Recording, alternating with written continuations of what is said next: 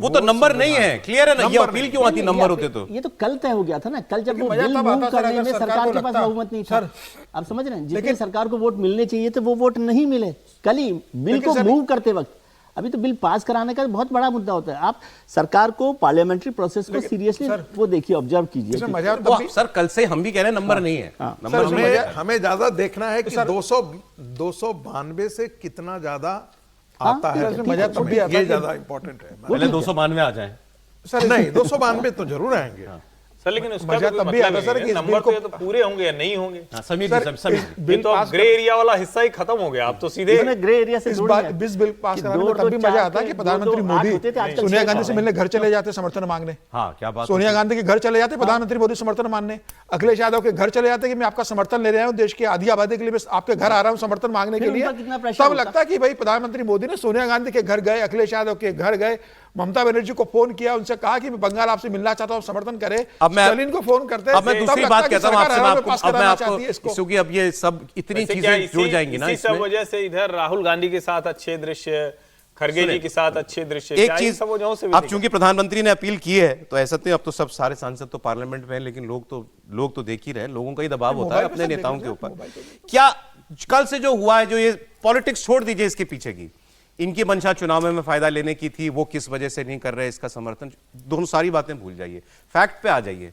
ये काम जब भी होना है, मैं तो जब भी शब्द इस्तेमाल कर रहा हूं, 29, 34, 40 जब भी करना है, प्रक्रिया यही है, प्रोसीजर नहीं बदलेगा, यही प्रक्रिया रहेगी। किसी सेंसस पे तो करोगे, किसी सर्वे, किसी जनगणना पे तो करोगे, सीटें इन्हीं सीटों पे 540 पे नहीं दोगे, यही नेता तैयार नहीं होंगे। कौन तैयार होगा इनमें से कि मेरी सीट महिला रिजर्वेशन पे दे दो? सीटें बढ़ानी ही पड़ेंगी, सीटें बढ़ाओगे तो डिलिमिटेशन करोगे, कोई भी सरकार हो वो करेगी, प्रक्रिया नहीं बदलेगी। फिर आज क्यों नहीं? सवाल फिर यह कि जब यही प्रक्रिया है तो फिर आज क्यों नहीं? उसका एक ही उत्तर है, 2029 टू 2029।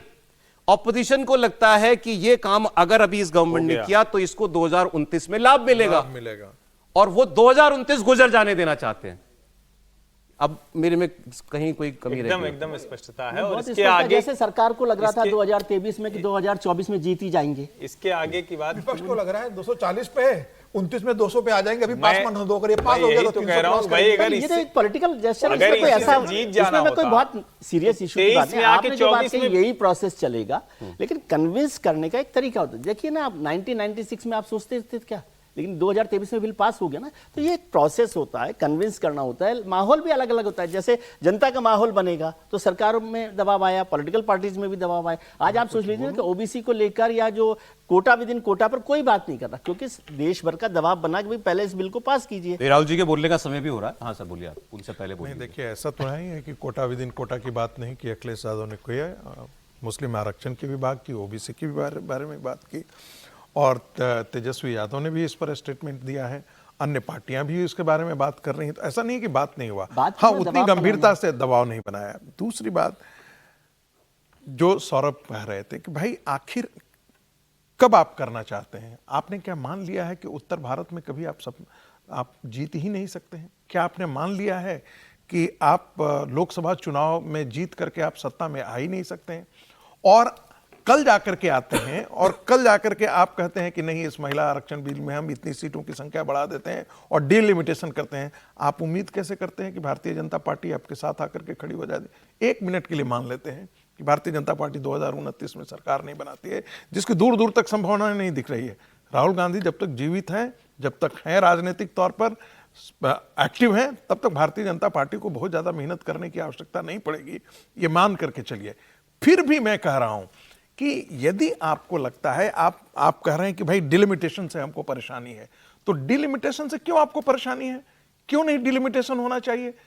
जब 75 करोड़ की जनसंख्या थी, आज 150 करोड़ की जनसंख्या हो गई है, और फिर भी कह रहे हैं कि हमको डिलिमिटेशन से परेशानी है। और आप कह रहे हैं कि डिलिमिटेशन हो जाएगा तो वो अनकॉन्स्टिट्यूशनल हो जाएगा।